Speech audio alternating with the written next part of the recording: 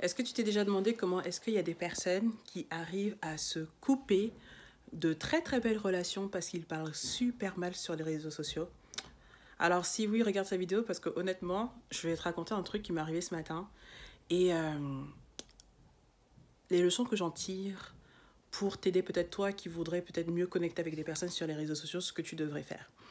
Alors, mon nom est Inès Somé, puis j'ai une mentor et conférencière. L'objectif de ces vidéos, c'est juste des vlogs, car j'ai décidé de faire des vlogs pour juste te raconter généralement ce qui m'arrive dans ma journée en tant que jeune maman entrepreneur et chef d'entreprise.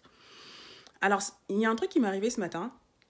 J'ai eu une demande de connexion et il s'agissait d'un homme, en fait. Je ne regarde pas forcément l'âge ni la profession en fait, en tant que telle. Et quand il fait sa demande d'amis, bah, je l'accepte sans stress. Et il m'écrit en fait dans les messages privés. Et en fait, le premier message qu'il écrit, c'est un message très court, du genre Salut Inès, comment tu vas? Alors, je sais que pour certains d'entre vous, ce genre de phrase, ça ne veut pas dire grand-chose. Mais moi, je suis une adepte du tutoiement. Il n'y a pas de problème, je suis au Québec. Ici au Québec, on tutoie les uns et les autres. Il n'y a pas de souci de ce côté-là. Mais je sais discerner quand quelqu'un me tutoie avec une certaine condescendance. Donc, je laisse le bénéfice du doute et puis je réponds tout simplement, mais pour essayer de vraiment de comprendre quel est le ton, l'intention derrière. Et quand je lui demande, bah oui, bonjour, qu'est-ce que je peux faire pour vous? Là, tout de suite, ça met des noms très familiers. Ça commence à dragouiller par-ci, par-là. Et ça me frustre, en fait, parce que je me dis, on est quand même sur Internet. Notre objectif, c'est vraiment de pouvoir connecter pour peut-être se créer des opportunités peut-être professionnelles, je ne sais rien.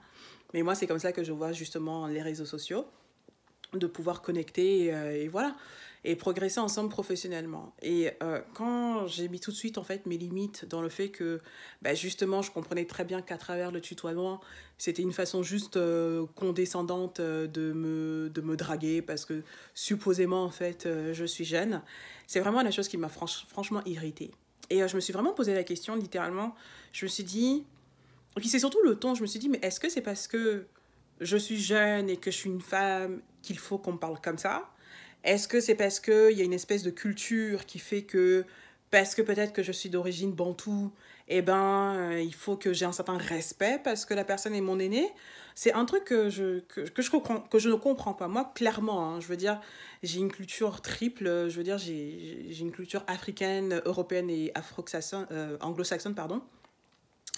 Et ce qui fait que je n'ai pas de problème dans le tutoiement. Mais une chose que je tolère absolument pas, c'est que c'est le manque de respect et c'est le manque en fait de valeur qui peut rapidement se manifester dès qu'on rentre en contact avec une personne.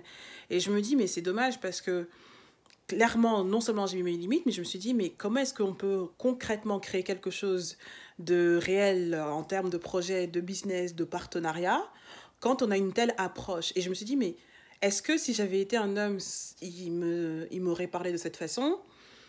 Est-ce que c'est parce que je lui ressemble, parce que bah, on est africains tous les deux, qu'on peut se permettre de se parler de cette manière-là? Enfin, c'est un truc qui me sidère. J'arrive pas à comprendre et je serais très curieuse de savoir si vous aussi, bah, il vous est arrivé des situations pareilles où du fait de votre genre et de votre âge qu'on vous parle d'une certaine façon parce que j'arrive pas à comprendre comment est-ce que en 2021 on connecte comme ça sur les réseaux sociaux, surtout dans une plateforme qui est censée être extrêmement professionnelle.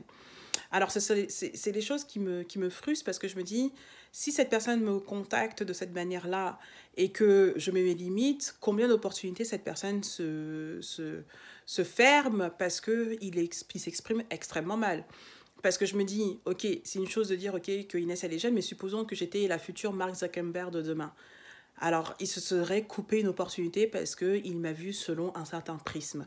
Et moi, je me pose la question, combien d'entre nous, quand on rentre sur les réseaux sociaux, ne prenons vraiment pas le temps de regarder les personnes auprès de qui on s'adresse? Combien d'entre nous avons certains préjugés qui font que nous prenons de facto l'acquis qu'on peut parler d'une certaine manière et par conséquent, on se coupe certaines opportunités. Je serais très curieuse de savoir ce que vous en pensez parce que moi, clairement, Et je voudrais savoir aussi ce que vous trouvez de plus pertinent. Est-ce que c'est plus le tutoiement ou c'est plus le vouvoiement? Parce que moi, personnellement, j'ai aucun problème avec le tutoiement, mais j'ai réalisé que même dans le tutoiement, on peut vraiment réaliser que le tutoiement n'est peut-être pas accordé à certaines personnes. Donc, je serais très curieuse de voir dans les commentaires. Donc, prenez le temps de mettre dans les commentaires si vous avez déjà eu ce genre d'expérience un peu déplaisante, surtout dans un climat où on est beaucoup plus amené à connecter digitalement.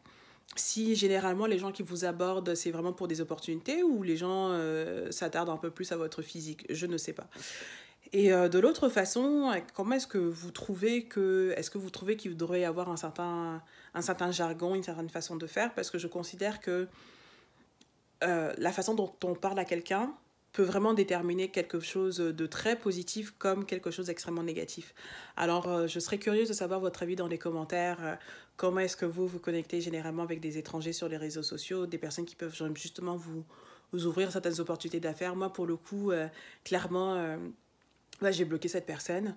Et clairement, en fait, j'étais un peu surprise du manque de valeur en fait et du manque de respect qui s'est manifesté. Donc je serais très curieuse de savoir ce que vous en pensez dans les commentaires.